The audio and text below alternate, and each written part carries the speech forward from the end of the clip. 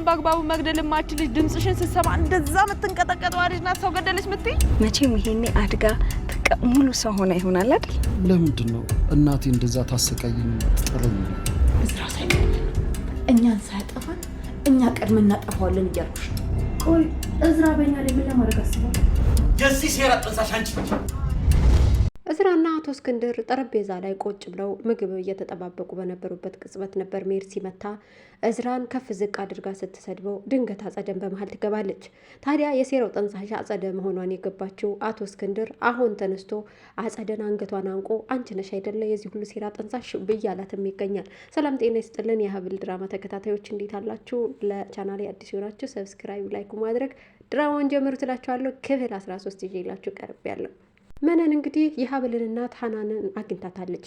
ታዲያ ሀብል እስር ቤት መግባቷን ያላወቀችው እናትም ልጇ ያለች መስሏት ዋጋ ልትከፍል ሽርጎድ እያለች ትገኛለች። መነን ይህንን አጋጣሚ ተጠቅማ አዲስ ልጅ አምጥታ እሷን ማስተዋወቅ ፈልጋለች። ታዲያ ልጅሽ ናት ብላ ልታስተዋውቃት ያሰበቻት ሴትም ምንም አይነት የልጅነት ለዛ የሌላትና በዱርዬነት የምትኖር ነች። ታዲያ ይህንን ዱርዬነቷን ትታ የቤት ልጅ እንድትሆን ቅዳም ሄዳለች ብላ የተናገረችው መነን ዛሬ ላይ አሁን ሀናን እየጠበቀቻት ነው።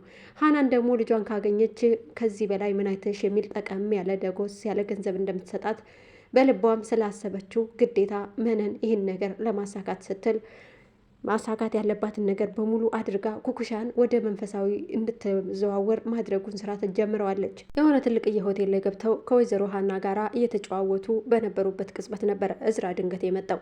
እዝራን ስታየው መነን በድንጋጤ ትዋጥና ተነስታ ወደ ሽንት ቤት ትሮጣለች። ታዲያ ወደ ሽንት ቤት ስትሄድ ሀናን የመሰላት የሆነ ነገር ሁና ነው ብላ ነበረ።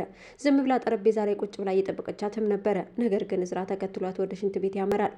እዝራ ሴራዋን ስለሚያውቅባትና ሀብልን ያሳሰረቻት እሷ እንደሆነች ስለሚያውቅ አሁን ላይ ግን እሷን እየተከታተላት ይገኛል። ታዲያ መነንን ሽንት ቤት ተከትሎ ምን ልታረገኝ ነው? እዚህ ሽንት ቤት ልታንቀኝ ነው እንዴ? ትለዋለች። እኔ አላንቅሽም፣ ግን ደግሞ ሀብል የነገረችኝ ነገር በሙሉ እውነት ነው ወይ? አንቺ የሀብል እውነተኛ እናት አይደለሽም አይደል? ይላታል። አዎ እውነተኛ እናት አይደለኝም፣ እንግዲህ ምን ታደርግ ትለዋለች። በዚህ ሰዓት ነበር እዝራ እስከ ዛሬ ያሳለፈው ጠባሳዎቹ በሙሉ ፊት ለፊቱ መጠው በትውስታ ወደኋላ ጎትተውት በብስጭትና በጭንቀት ትንሽ ደቂቃዎችን ያስቆዩት። እዝራ ከዚህ በፊት እናቴ ናት ብሎ የሚያስባት ሴት ነበረች። በበርበሬ እያጠነችና የግርፋት ማት እያወረደችበት ልጅነቱን እስኪ ጠላ ድረስ አድርጋ ያሳደገችው እናት። ታዲያ ሀብልም ይህንኑ ድርጊቷን ነግረዋለች። መነንም እንደዚሁ አይነት ድርጊት እንደምታደርግና በስቃይ ውስጥ ሀብል እንዳደገች ለእዝራ ነግረው ነበር። እዝራ ዛሬ ገብቶታል የሀብል ስቃይና መከራ። አሁን እውነታው ስለተገለጠለት እውነታውን ደግሞ ከወይዘሮ መነን አረጋግጧል። ወይዘሮ መነን እናቷ እንዳልሆነችና ሀብል የእሷ ልጅ እንዳልሆነች ከማደጎ እንደወሰደቻትም ለእዝራ በእርግጠኝነት ነግረዋለች። እዝራ ይህን ሲሰማ ግን መቋቋም አቅቶታል። ምክንያቱም እሱ ያሳለፈውን ስቃይ ሀብልም ማሳለፏ እጅግ በጣም ገርሞታል። ታዲያ መነንም ከሽንት ቤት ቶሎ ብላ ወጥታ ሀናንን እንውጣ ትላታለች። ሀናንም ምን ሆነሽ ነውም አላለቻት። ቶሎ ብለውም አብረው ወጡ። ከወጡ በኋላ ከመኪና ውስጥ ገብተው ወይዘሮ ሀናን ምን ሆነሽ ነው ስትላትም አይ አዲስ ሆቴል ስለሆነ እንደዚህ አይነት ሆቴል ገብቼ ስለማላቅ ትንሽ አቅለሸለሸኝና ከሰው ፊት እንዳላሳፍርሽ ብዬ ነው ትላታለች። የዋህና ገራገሯ ሀናን ምኑንም ነገር ሳታውቀው ስለ ልጇ ብቻ እየጓጓች አሁን ተረጋጋች ትላታለች። አዎ ተረጋግቻለሁ ትላለች አስመሳይዋ መነን። ታዲያ ልጅህ ግን እንዴት ናት? አድጋለች አይደል? ለምን ዛሬ አላገኛትም? እያለች እናት እየጓጓች ልጇን ለማግኘት ደቂቃዎችን እየጠበቀች ነው። ታዲያ ግን መነን እንዴት ትላታለች። ወደ ገዳም ሄዳለች፣ ከ3 ቀን በኋላ ትመለሳለች። ስለዚህ ያን ጊዜ አምጥቼ አሳይሻለሁ ትላታለች። ወይዘሮ ሀናንም አምናታለች። ግን ፎቶ ደግሞ ባይ ደስ ይለኛል ትላታለች። ፎቶዋ አሁን እጅ ላይ የለም፣ ግን ደግሞ ከቤት ውስጥ አለ። ከልጅነት እስከ እውቀቷ ያለውን ፎቶ አስቀምጫለሁ፣ እሱን አታይዋለሽ፣ ነገ አመጣልሻለሁ ትላታለች። ወይዘሮ ሀናን ደስ ብሏትም ከኪሷ ውስጥ ዳጎስ ያለ ገንዘብ አውጥታ ለወይዘሮ መነን ትሰጣታለች። ወይዘሮ መነን ልቧ በጭቤ ይረግጣል። እሷ ገንዘብ ነውና የምትፈልገው፣ የገንዘብ ጥማቷን የሚያረካላት ሰው ከፊት ለፊቷ አሁን መጥቶላታል።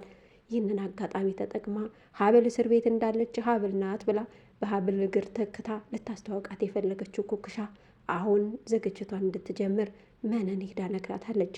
ነገር ግን ኩኩሻ ሱሪ መልበስ እንጂ ቀሚስ መልበስ አታውቅም። መንፈሳዊነት ሳይሆን ከዓለማዊነት ጋር ቤተሰብ የሆነች ልጅ ናት። ታዲያ ይህንን ዓለማዊውን ትታ ወደ መንፈሳዊ እንድትቀየር መነን እየለመነቻት ነው።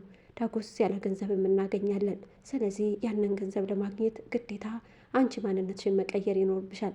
አንቺ ደግሞ ከሀብል ጋር ትመሳሳያለች ትላታለች።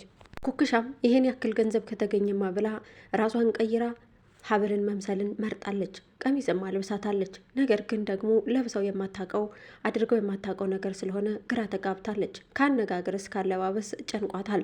ልትተውም ትፈልጋለች፣ ግን ደግሞ ገንዘቡ እንዳይቀርባትም ጓጉታለች። ያላት አማራጭ የተባለችውን ነገር ለማድረግ ልምምድ ማድረግ ለ1 ለ3 ቀን ትፈልጋለች።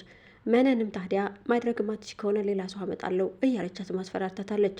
ነገር ግን ደግሞ ኩኩሻ ይሄ እድል ካመለጣት በድህነት ተዘፍቃ ድንጋይ ስታሞቅ መኋላ ትዝ እያላት አረ በፍጹም አደርገዋለሁም እያለች እሺ ብላታለች። በሌላ በኩል ደግሞ አቶ እስክንድር ግራ የተጋባ ህይወትን እየኖረ ነው። ሐኪሞች በቅርብ ቀን ትሞታለህ ስላሉት ስሙን የድርጅቱን ስም በሙሉ ወደ ዝራ ስላዘዋወረው ነገር እየቆሰቆሰች ያለችው አጸደ አሁን ላይ ነገሩን እያጋጋለችው ትገኛለች። ኤርሲን ሆን ብላ ወዳልተፈለገ የጥርጣሬ መንፈስም ከታታለች። እዝራ ወንድምሽ አይደለም የቤቱን ሀብት ንብረት በሙሉ በዝራ ስም ያደረገው ሆን ብሎ አውቆ ነው ትላታለች። እኮ እንዴት ይሄን ነገር ለምንድን ነው እንደዚህ የምትይኝ? እኔ አላምንሽም። ወንድሜ እኮ ለእኔ ስስቴ ነው ትላታለች። በፍጹም መንቃት አለብሽም እያለች የሆነ ያልሆነውን በአይምሯ ውስጥ ትዘራባታለች። ታዲያ ይህንን የተዘራባትን ክፉ ዘር ማብቀል ትጀምራለች ሜርሲ። እዝራን ሆን ብላ እንድትጠላው እያደረገች ያለችው አጸደ እንዲህም ማለቻት፣ ይኸውልሽ እናትሽ ድሮ ልክ ልትሆን ትችላለች። እንደዚህ አድጎ ክፉ ሰው እንደሚሆን ስለገባትን እንደዛ አስቀጠቅጠው የነበረው።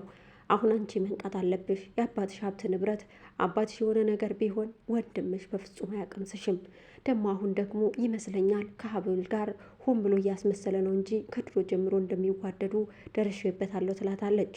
በዚህ ሰዓት ነበረ ታዲያ ይህንን የሰማችው ሜርሲ አይምሯን መጥፎ ነገር ይቆጣጠራትና ግዴታ ይህንን ነገር ማስቆም እንዳለባትና የአባቷን ሀብት ንብረት እዝራ መውረስ እንደሌለበት በልቧ ያቃጭልባታል። ታዲያ ለምሳና ወይም ለቁርስ ሲቀመጡ በአንድ ሰዓት ላይ ተጠቅማ ይህን ነገር መቋጨት እንዳለባት አባቷንም ሀብት ንብረቱን አውርሰኝ ማለት እንደምትፈልግ ከራሷ ጋር እያወረች ትንሽ ደቂቃ ቆየች። አክስት ተብያዋም እየደጋገመች እየተመላለሰች ክፉ ዘሩን መስራት ጀምራለች። ታዲያ ይሄ ዘርም እያደገ መጣና አቶ እስክንድር ከሽንት ቤት ወጥቶ ወደ ሳሎን ሲያመራ መታ እንደዚህ ትለዋለች። አባዬ አንተ ስለ ዝራ የማታውቀው ብዙ ነገር አለ ትለዋለች። ላስረዳህ እያለች ልታስረዳው ብትፈልግም አቶ እስክንድር ግን ሊሰማት ፈቃደኛ አይደለም። ዞር በይልኝ ቢላትም አንተ ድሮስ ከሱ ውጭ ሌላ ማንን ትሰማለህ አለችው። በዚህ ሰዓት ነበረ አንዴ በጥፊ ያላሳት። አሁን ግን ነገሩ ተመቻቸላት። አባቷ በጥፊ ሲላት እውነትም ልክ ናት አክስቴ ማለት ጀመረች። ለዝራን ሀብት ንብረቱን ሊያወርሰው ነው፣ ሳይቀድመኝ መቅደም አለብኝ የሚለውን ሀሳብ ተስማማቻት። አጸደም ይህን ሀሳብ እንድትስማማ ነበርና ፍላጎቷ ደስም አላት። ታዲያ ለቁርስ ሰዓት ቁጭ ብለው አብረው በነበሩበት ሰዓት ነበረ እዝራ አመሻሹ ላይ ሰክሮ መጥቶ ከአባቱ ጋር ቁጭ ብሎ የሆነ ያልሆነውን እያወራው ነበረ። አባትን በሚያወራው ነገር በስካር መንፈስ ነው ብሎ ቢያምንም ነገር ግን የሚናገረው ነገር ፍሬ ሀሳቡ በጣም አስደስቶታል። ሀብልን ሚስቴ ናት ማለት ጀምሯል። ታዲያ ሀብል አሁን እያሳዘነችኝ ነው፣ አሁን የሀብል ቁስል ገብቶኛል እያለ ለአባቱም ይነግረዋል። እንዴት ልጄ ብሎ ሲነግረውም አባዬ ስለ ሀብል ሁሉንም ነገር አውቄያለሁ። ዛሬ የልጅነት ቁስሌ ተመልሶ እየጠዘጠዘኝ ነው። እናቴ እንደዛ ስታሰቃየኝ የነበረችው ግን እናቴ ስላልሆነች ነው ይለዋል። በዚህ ሰዓት ነበር አቶ እስክንድር ለምንድን ነው ተማምለን የዘጋነውን ምዕራፍ እንደገና እንደ አዲስ የምትከፍተው ይለዋል። እሺ አባዬ አልከፍትብህም፣ ዛሬ ግን ካንተ ጋር ልተኛ። ጭንቅላቴን እየደባበስክ በልጅነቴ እናቴ መታኝ፣ ካንተ ስር መጥቼ ሽጉጥ ስል እንደምታባብለኝ ዛሬም እንደዛ እንድታረገኝ ፈልጋለሁ ይለዋል። አባትም በሀሳቡ ተስማምቶ አብሮት እንዲተኛ ይፈቅድለታል። ነገር ግን ደስታቸውን የሚያበላሽ ነገር ጠዋት ለሀብል ጠበቃ ቀጥሮ ሀብል እዛ እስር ቤት እንድትወጣ እያቀዱ በነበሩበት ቅጽበት ነበረ ድንገት ሜርሲ የመጣችው። ታዲያ ሜርሲ መታም ከፍ ዝቅ አድርጋ ታዲያ በዚህ ሰዓት ነበር ሜርሲ እዝራን ከፍ ዝቅ አድርጋ የተናገረችው። እዝራ ግን ምንም ቃል ሳይተነፍስ ጸጥ አላት። አባትም ሁኔታዋ ደስ ስላላለው ቆይ ምን እየሆንሽ ነው? ምን ልትሆኝ ነው? ይላታል። ታዲያ እዝራም ይኸውልሽ እህቴ ብሎ ሲላት አስመሳይ ቀጣፊ ነህ እህቴ አትበለኝ። ሲጀምር አንተ እዚህ ቤት የተቀመጥከው የዚህን ቤት ሀብት ንብረት ወርሰህ እኛም ባዷችንን ለማስቀረት ነው ትለዋለች። በዚህ ሰዓት አባት ምን ማለት ነው? እዝራ የዚህ ቤት ልጅ አይደለም እንዴ? ይላታል። እሱንማ እንግዲህ አናውቅም አለው። በዚህ ሰዓት ነበር ሰዓቱን ለማቀጣጠል አክስት ተብዬው አጸደ መጣችው። አጸደ ነገሩን አጋጋለችው። ታዲያ እስኪ ወደፊት እናጣራለን ብላም ስትል በልጅነቱ ጥርጣሬ እንዳለባቸው አሳደሩበት። ታዲያ እዝራም በዚህ ሰዓት ነበር አባዬ ከኔ ጋር የተደበቀ ሚስጥር ምንድን ነው? ምኑን ነው ማወቅ የምትፈልገው? እባክህ ንገረኝ ይለዋል። አባት በንዴት ተነስቶ አጸደን አንገቷን ያንቃታል። እዝራ ትናንትና ያቺ በስቃይ ስታሰቃየው የነበረችው እናቴ ናት ብሎ ይላት የነበረውን ሴት ዛሬ ላይ እናቱ እንዳልሆነች አጸደ መናገር የጀመረችው ሜርሲ ነው። ሜርሲ እውነታውን አውቃለች። እዝራ ግን ይሄን እውነት አያውቅም። አባትም ደብቆታል። እዝራ እውነታውን ያወቀ ቀን አባቱን ይጠላ ይሆን? አባትስ ሀብት ንብረቱን ለልጁ ሊያወርስ የፈለገው ሳይታመም የውሸቱን ይሆን? ይህንን ነገር አጸደ ደርሳበታለች። ታዲያ እውነታው ምን ይሆን የሚለው በቀጣይ ክፍል የምናየው ይሆናል። ለቻናሌ አዲስ ሆናችሁ ሰብስክራይብ፣ ላይክ ማድረግ ቤተሰብ ሁኑ። ሀሳብ አስተያየታችሁንም ደግሞ ኮሜንት ላይ ያስቀምጡልኝ። እኔ ውዶች አመሰግናለሁ።